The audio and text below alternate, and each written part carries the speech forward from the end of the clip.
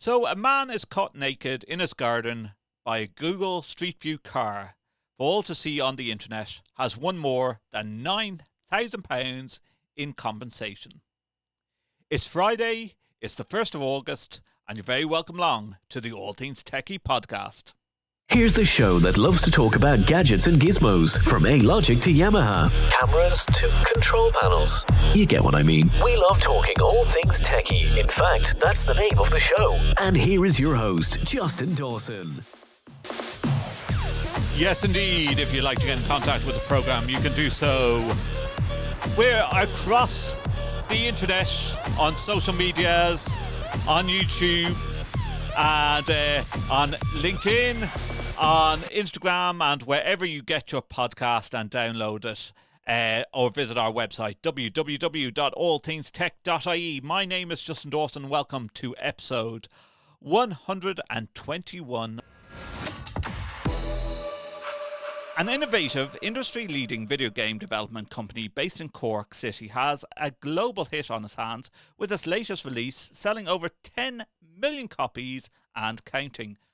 Void Interactive are based in Penrose Quay in Cork City with over 50 employees, many working remotely around the world on huge titles, and their latest release, Ready or Not. Cork man and former University College Cork student Philip Nathan is part of the team that includes industry veterans Sterling Rank and CEO Julio Rodriguez that made Ready or Not the number one pre-ordered game worldwide before its official launch on July the 15th. And the team visited the National Esports Centre in Cork at Republic of Work on the South Mall to mark their 1 millionth console copy sold in less than 4 days. Combined with sales of its early access PC version, which was released in December 2023, the game has topped 10 million units sold. Sales are showing no sign of slowing down, and it's down to the bona fide global success. The games industry is huge, with around €10 billion a year in the UK alone, and upwards of $241 billion a year worldwide.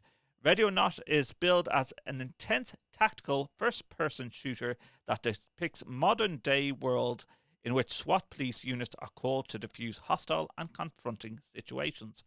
Players are currently placed in the lead of SWAT team in either single-player or cooperative multiplayer mode, where they work together with a team of other players. Since the launch earlier this month, the game from the Cork-based company has taken the gaming world by storm, with Void's Interactive Philip Nathan, who went to school at Christian Brothers College in the city of Cork and left in 1994, saying they have been blown away by the success so far. I am incredibly proud of the team and what they've accomplished together. It's a huge moment and one we will not take for granted. Game reviews are holding strong and we've head into our first weekend. The team is already hard at work ironing out issues and continuously improving the experience. To our players, partners, and everyone who's believed in us in the project, thank you. What a great story from the guys there at Void and being able to bring out Ready or Not. And you can see that on the screen in front of you if you're watching on YouTube. Now, Temu. You've seen the ads, you've probably heard about the incredibly low prices, but what you might not know is that Temu's European headquarters is actually tucked away in Dublin, Ireland. Chinese online retailer Temu is potentially in breach of EU digital market space by the European Commission, according to the preliminary results of an investigation into the platform. From the European Commission's website, in October 31st, 2024, the Commission initiated proceedings against Temu. The Commission's investigation is being carried out in cooperation with the National Digital Services Coordinators, customs authorities, market surveillance authorities and other relevant third parties in line with the principles outlined in the e-commerce communication, and is proceeding in parallel with the separate investigation by the Consumer Protection Commission CPC network and its first product safety sweep, ensuring that comprehensive and coordinated approach to addressing the concerns around Temu's practices. And let's just bring that up. The Commission preliminarily found Temu in breach of the obligation under the Digital Services Act DSA to properly assess the risk of illegal products being disseminated on its marketplace. Evidence showed that there is a high risk for consumers in the EU to encounter illegal products on the platform. Specifically, the analysis of a mystery shopping exercise conducted by the Commission found that consumers shopping on Temu are very likely to find non-compliant products among the offer, such as baby toys and small electronics. According to the Commission's analysis, Temu risk assessment of October 2024 was inaccurate and relying on general industry information rather than specific details about its own marketplace. This may therefore have led to inadequate mitigation measures against the dissemination of illegal products. And right now, this rapidly growing platform is facing significant legal challenge from the European Union. So the big question is on this podcast, what do the legal battles mean for Temu, and could this be the end of its rapid expansion, particularly here in Ireland? Temu is owned by PDD Holdings, a major Chinese company also behind Pinduoduo, a Chinese largest e-commerce platforms. PDD Holdings actually moved its principal executive offices from Shanghai to a service office in St. Stephen's Green in Dublin 2 as early as January 2023, with Temu's European headquarters also located there. Temu now operates in over 70 countries across 6 continents. So how does Temu manage to offer such incredibly low prices? The secret lies in this direct factory-to-consumer or FTC model. Unlike on traditional retailers, Temu connects consumers directly with manufacturers, bypassing wholesalers and distributors. This, combined with low labour and production costs in regions where many products are made, helps keep the prices down. Temu typically doesn't hold its own inventory, operating more like a marketplace using drop shipping model, and relies on third-party logistic partners. Many items are generic or unbranded, further reducing costs. And backed by significant funding from its parent company, Temu can operate on a small or sometimes negative profit margins to quickly gain market share. The obvious draw for consumers is significantly lower prices than other retailers, often allowing you to find items under the €5 mark. Temu also offers frequent discounts, flash sales and gamified deals like Spin to Win, which can make shopping feel like a treasure hunt. Most orders qualify for free standard shipping once low minimum is met, and the app and website are generally user-friendly. Plus, it offers a wide selection of products from electronics to clothing and provides secure payment options like PayPal and Apple Pay, along with straightforward 90-day return policy. However, and there is an however, one significant concern is data tracking, as Temu collects a wide range of user data, including your name, location, browsing activity, and purchasing history. It also shares your user data with third parties for advertising, analytics, and logistics, and it uses various tracking technologies like cookies and pixels, some of which are third party, meaning your activity could be tracked even after you leave the site. Beyond data, product quality can be inconsistent since items come from various third-party sellers. Customer support experiences are mixed and shipping times can sometimes be long, potentially taking 3 weeks or more. While the first return per order is free, additional or international returns may incur fees. There have been accusations of design and intellectual property issues, with some brands claiming Temu sells products closely resembling existing designs, including a lawsuit filed by Shein. Transparency regarding supply chains and working conditions has also been questioned, with concerns raised about the forced labour, despite Temu claiming that zero-tolerance policy. Finally, some users find Temu's marketing tactics like referral bonuses and app notifications to be overly persistent. And yes, they are. All you have to do is go on to Temu's website, and all of a sudden, all your other social media ends of things are being covered with Temu's ads. Now, you might say, is that other social media outlets, or is it Temu? No, it is Temu. Now, to the heart of today's discussion, Temu's legal battles with the EU. The big news is that the European Commission has accused Temu of breaching the EU's Digital Services Act, or DSA, by failing to adequately tackle listings for legal products. An investigation which began in October 2024 found a high risk of EU consumers to encounter non-compliant products on its platform, such as unsafe baby toys and small electronics. The Commission alleges that Temu's risk assessment was inaccurate and based on general industry information rather than specific details about its own marketplace, which may have led to inadequate mitigation measures. The investigation is ongoing and also examining the effectiveness of Temu's mitigation measures, the use of potentially addictive design features, the transparency of its recommendation systems, and its data access for researchers. So, what do these laws mean for Temu? If the Commission's preliminary views are confirmed, Temu could face a non-compliance decision, potentially leading to fines of up to 6% of its total worldwide annual turnover. The Commission could also order Temu to take specific measures to address the breaches, which might trigger an enhanced supervision period to ensure compliance. As the European Commission's Executive Vice President for Tech Sovereignty, Security and Democracy stated, consumers' safety online is non-negotiable in the EU. Will this be the end of Temu in Ireland or even Europe?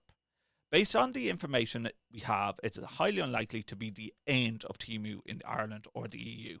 The legal actions are focused on ensuring compliance with the Digital Services Act and the consumer safety, not an outright banning of the platform. While the potential fines are significant, reaching up to 6% of the worldwide annual turnover is the mechanism to enforce adherence to regulations rather than to shut down operations with Temu. Temu has the opportunity to respond of the Commission's preliminary findings. Given that Dublin serves as Temu's European headquarters and the company is actively expanding in the region, it suggests a long-term commitment to the European market. What these legal battles do mean, however, is that Temu will be likely to be significantly revise its operational practice in Europe to meet the stringent demands by the DSA. This could involve major changes on how it vests sellers, monitors product listings, handles data, and designs its user experience. So while it's not the end of Temu, it certainly signals a new, more heavily regulated era for Temu in the European Union, with Ireland at the centre of its compliance efforts. We'll be keeping a close eye on this story as it develops.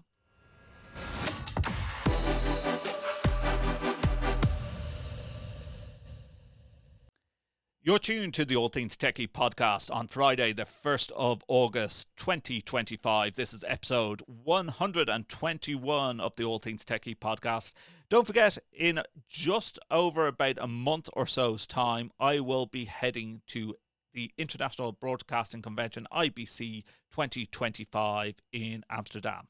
If you would like to see some of the coverage of IBC, or if you're attending, please get into contact with the All Things TechIE Podcast, because we have a registration code that will give you free entry to the event.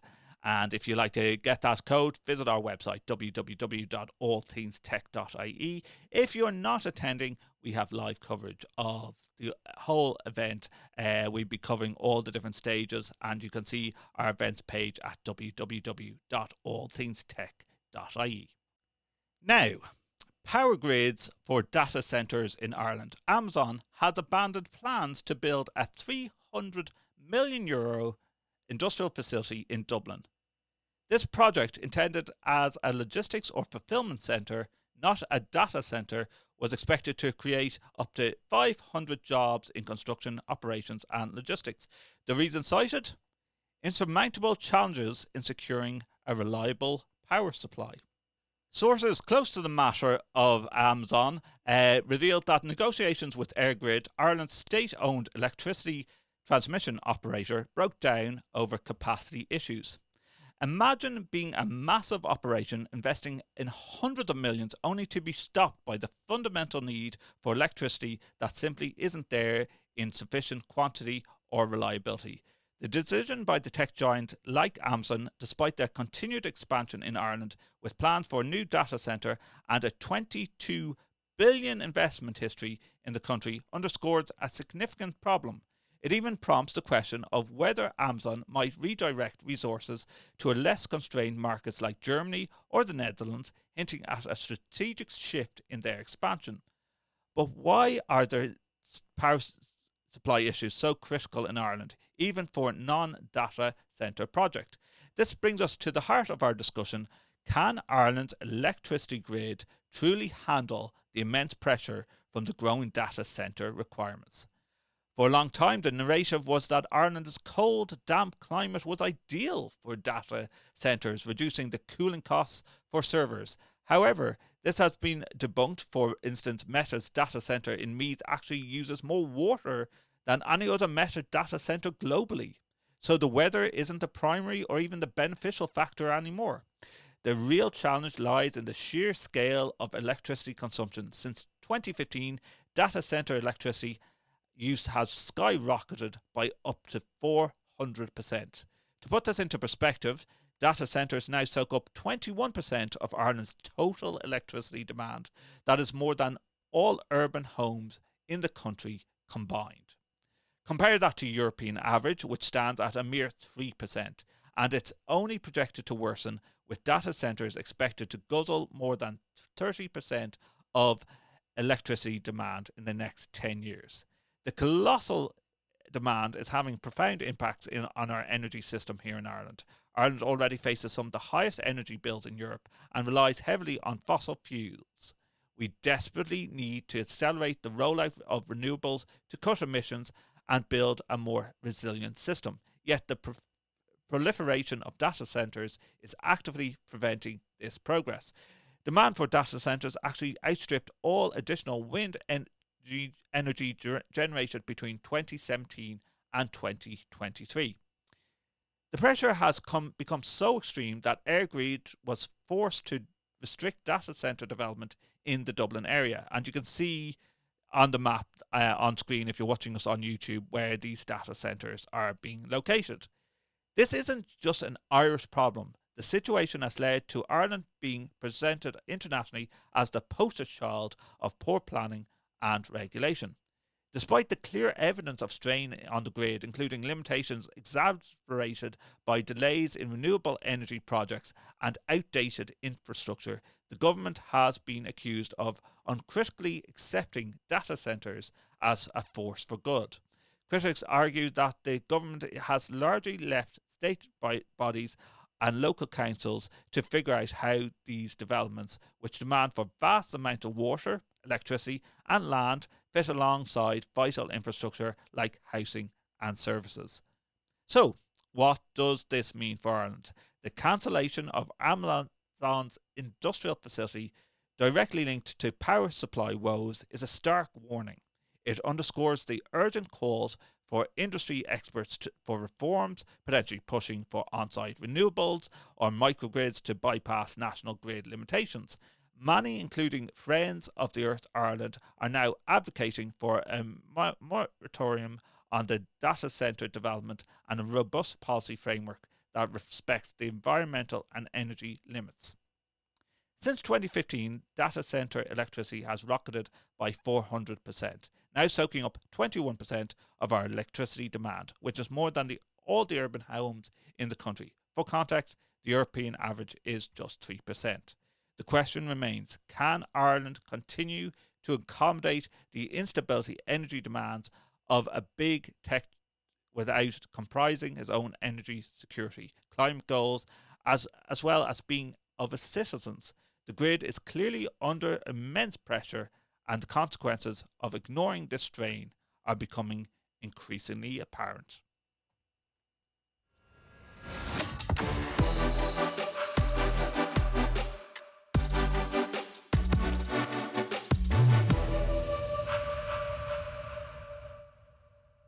Now, age verification online in Ireland. Last episode we talked about England a lot, but the same age verification laws are being rolled out into Ireland, and they're here. Social media sites such as Instagram, Facebook, TikTok and X will be legally obliged to protect users from harmful content under the Online Safety Code. Companies will face breaches for up to €20 million or 10% of a platform's annual turnover, whichever is greater.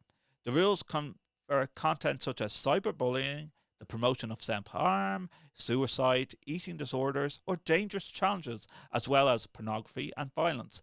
Platforms must also have age assurance systems and parental controls in place.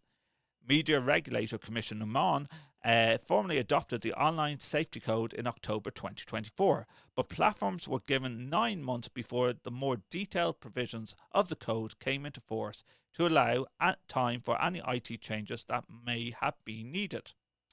Under the rules, platform hosting pornographic or violent material must ensure such content is not accessible without robust age checks. The code does not mandate specific technology but states that age assurance measures based solely on self-declaration by users are not to be considered to be effective.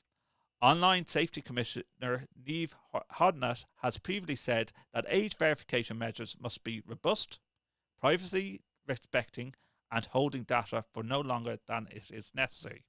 Examples of age checks might include facial recognition, cognitive skills tests, or uploading IDs such as passports or driving licenses. Privacy campaigners have expressed concerns about the storage of sensitive personal information used for age verification. Online Safety Code applies to video sharing platforms that have EU headquarters in Ireland. In December 2023, Commissioner Mon designated 10 platforms that would be covered. They were Facebook, Instagram, YouTube, Udemy, TikTok, LinkedIn, X, Pinterest, Tumblr, and Reddit. Tumblr and Reddit both took unsuccessful High Court actions against Commissioner Mon, arguing that they should not be designated as video sharing platforms. In May, Commissioner Mon designated Reddit as a platform that is under remit, stating that the company's service to users in the EU now provided by a Dutch entity.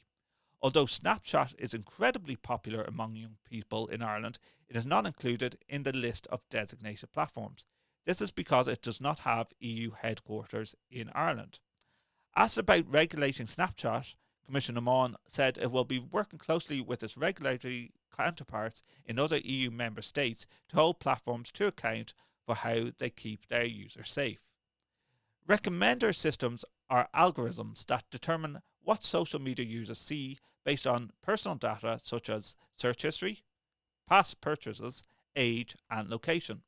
Campaign groups and researchers have warned that these algorithms can be toxic and often result in inappropriate content appearing in users' feeds, promoting things like hate, extremism, eating disorders, and self-harm.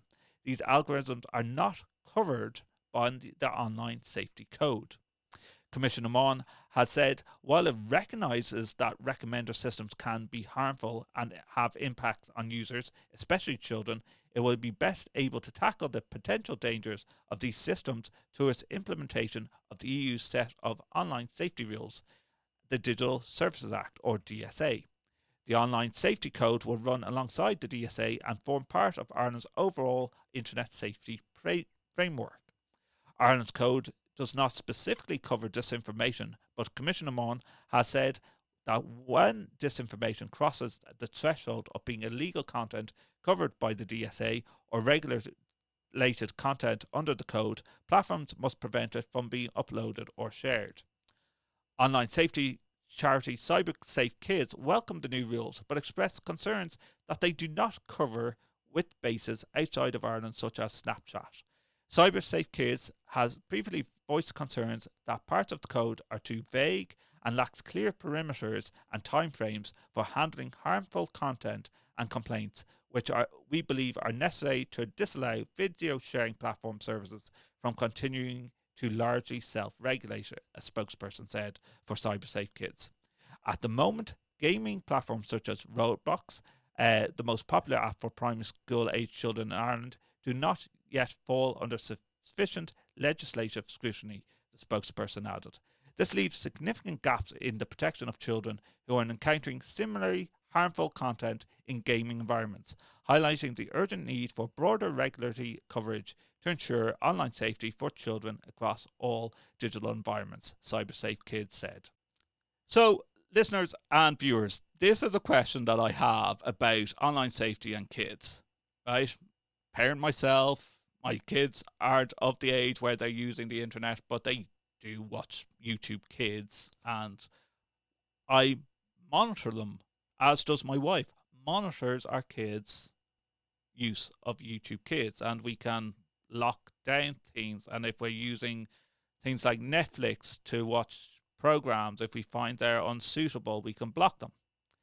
With this and protecting kids online, we go right across to Australia and the ban on social media accounts for children under 16, and specifically the controversial inclusion of YouTube to this ban.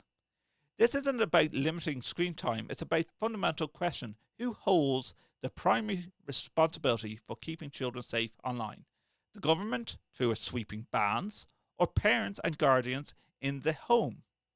From last December in Australia, children under 16 have been banned from having accounts on platforms like Facebook, Instagram, Snapchat, TikTok, X, and now YouTube. Platforms face fines of up to $49.5 million, or about 32 million US dollars, if they fail to take reasonable steps to prevent children from opening accounts or to deactivate existing ones. Now, the inclusion of YouTube is particularly noteworthy because it initially wasn't part of the ban. The previous communications minister, Michelle Rowland, had exempted the Google-owned platform, arguing it operated differently and had significant purpose in enabling young people to get education and health support, much like Google Classroom or Kids Helplines MyCircle.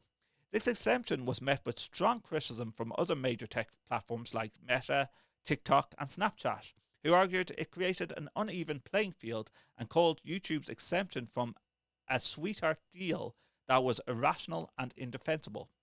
But then came the backflip, banning YouTube for under 16s in Australia. The current communications minister, Anika Wells, supported the e-safety commissioner, Julie Nam Grant, made a pivotal decision to include YouTube. So why the change of heart? Why did they start banning YouTube?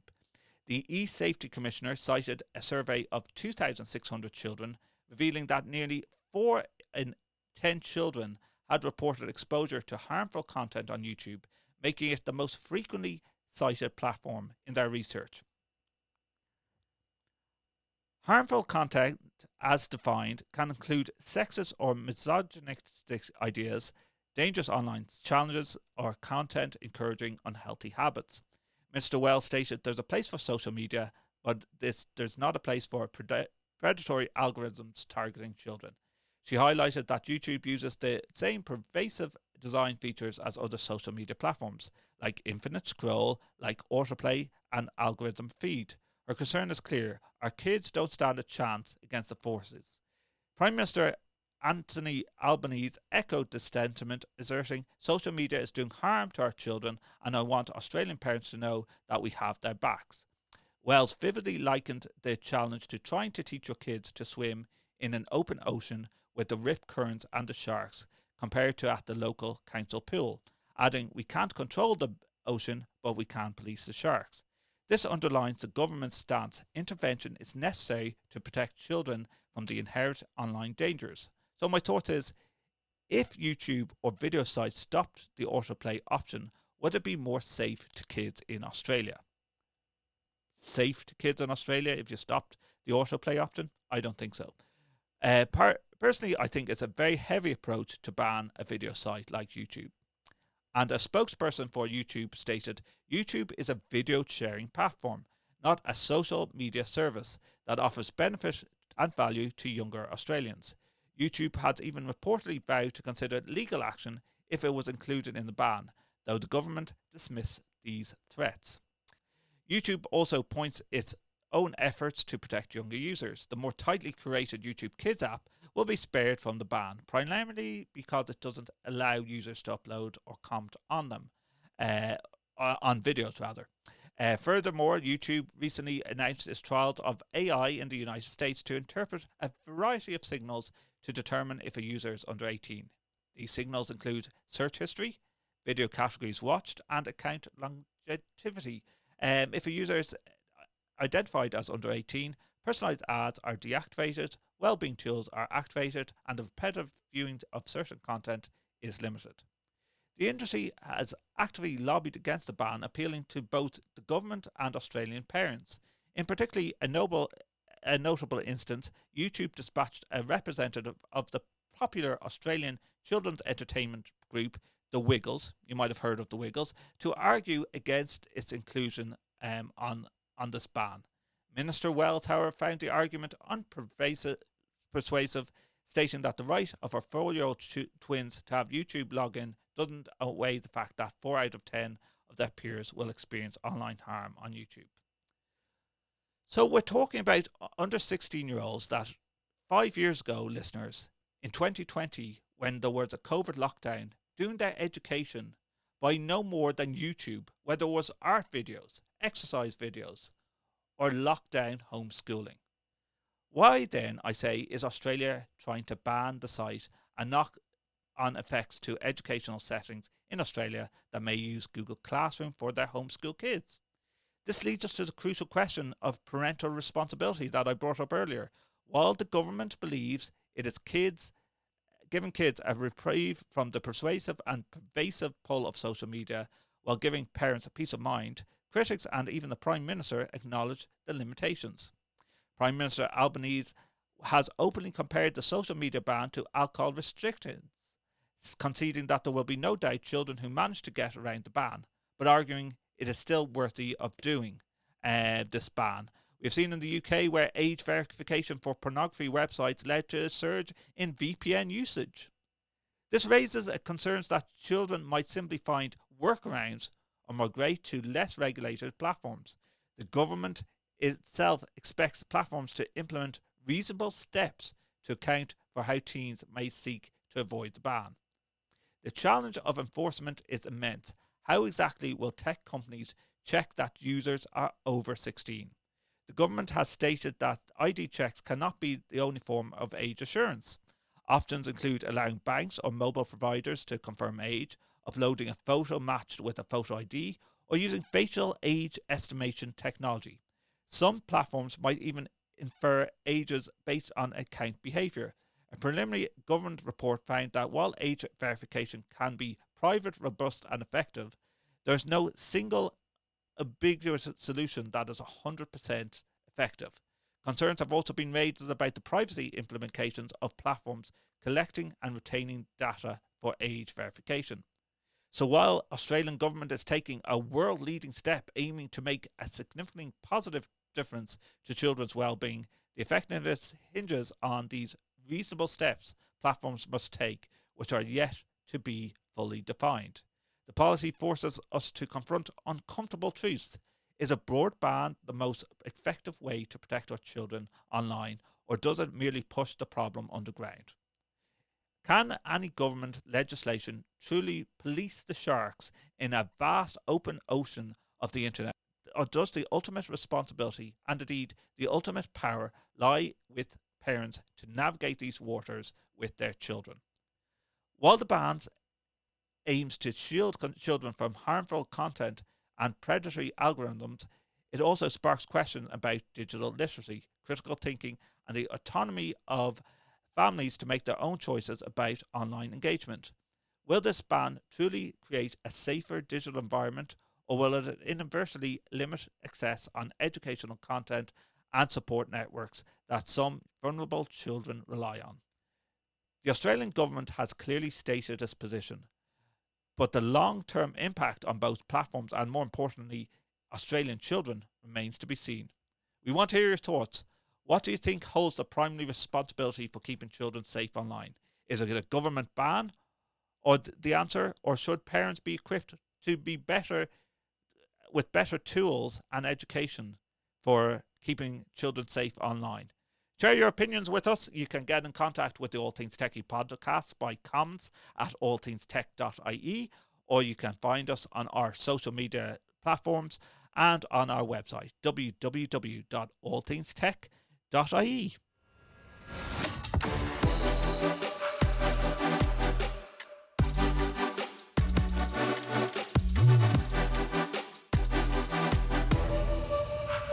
Now, on the All Things TechIE Podcast, you might be screaming, it's about time.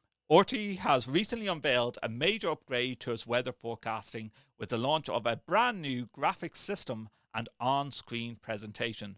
This marks the first major visual overhaul in over 8 years, reflecting a renewed commitment to public service, scientific credibility and sustainable production. And here we have RTE's new look weather forecasts on screen. From today, viewers at home will see a 3D map of Ireland with enhanced topography that allows them to see mountains, valleys and coastlines more clearly. Local towns and regions will now be individually highlighted, making it easier for people to see tailored forecasts where they live. Severe weather warnings will appear in bold, high-contrast formats for greater impact, and animations will now show forecasts over time, such as rainfall moving across the country or temperatures rising through the week, making it easier to understand how conditions are expected to change. By integrating the latest forecasting models and emerging climate data, the new system allows for improved accuracy and visualization of Ireland's complex and rapidly changing weather conditions. This enhances RTE's weather ability to communicate important information clearly and quickly with public when it matters most. With 58 forecasts produced each week, the RTE Weather Studio and team of meteorologists and presenters is one of the most active production environments in the organisation, delivering trusted, timely information to audiences across the video and audio and online platforms. The updated system brings fresh clarity, modern aesthetics and improved weather storytelling tools to every forecast across all its platforms. It is so much about time that this has been completed, because, you know, in the past it has been just in front of a green screen. The 3-point lighting has been left to be admired, and then you might have a weather presenter wearing green in front of a green screen or something clashing with it, and we have had a lot of moments compared to the new technology, which makes it a lot clearer. Now on the All Things TechIE Podcast, you might be screaming, it's about time. RTE has recently unveiled a major upgrade to its weather forecasting with the launch of a brand new graphics system and on-screen presentation. This marks the first major visual overhaul in over 8 years, reflecting a renewed commitment to public service, scientific credibility and sustainable production. And here we have RTE's new look weather forecasts on screen. From today, viewers at home will see a 3D map of Ireland with enhanced topography that allows them to see mountains, valleys and coastlines more clearly. Local towns and regions will now be individually highlighted, making it easier for people to see tailored forecasts where they live. Severe weather warnings will appear in bold, high-contrast formats for greater impact, and animations will now show forecasts over time, such as rainfall moving across the country or temperatures rising through the week, making it easier to understand how conditions are expected to change. By integrating the latest forecasting models and emerging climate data, the new system allows for improved accuracy and visualization of Ireland's complex and rapidly changing weather conditions. This enhances RTE's weather ability to communicate important information clearly and quickly with public when it matters most. With 58 forecasts produced each week, the RTE Weather Studio and team of meteorologists and presenters is one of the most active production environments in the organisation, delivering trusted, timely information to audiences across the video and audio and online platforms. The updated system brings fresh clarity, modern aesthetics and improved weather storytelling tools to every forecast across all its platforms. It is so much about time that this has been completed, because, you know, in the past it has been just in front of a green screen. The 3-point lighting has been left to be admired, and then you might have a weather presenter wearing green in front of a green screen or something clashing with it, and we have had a lot of moments compared to the new technology, which makes it a lot clearer. Well, that's all I have time for in episode 121 of the All Things TechIE Podcast. If you're viewing us online, thank you for watching. You can comment by visiting us on LinkedIn, on YouTube, on Instagram, on TikTok, just to name a few of our social media sites and on X as well. At Justin_Dawson. On those sites, you can visit our website www.allthingstech.ie, where you can find this episode and all previous 120 episodes of the All Things TechIE podcast. From me, Justin Dawson, thanks for viewing, thanks for listening, and I'll see you next time. Goodbye. Thank you for tuning in to All Things TechIE Podcast, part of the Extreme Media Network. Follow us on Twitter at AVTechJunkies. Subscribe to us wherever you get your podcasts. You can also watch our show on YouTube by visiting youtube.com/@Justin_or_Dawson. Previous episodes of our show can be found on our official site, www.allthingstech.ie. For advertising and sponsorship opportunities, please visit www.extrememedia.ie.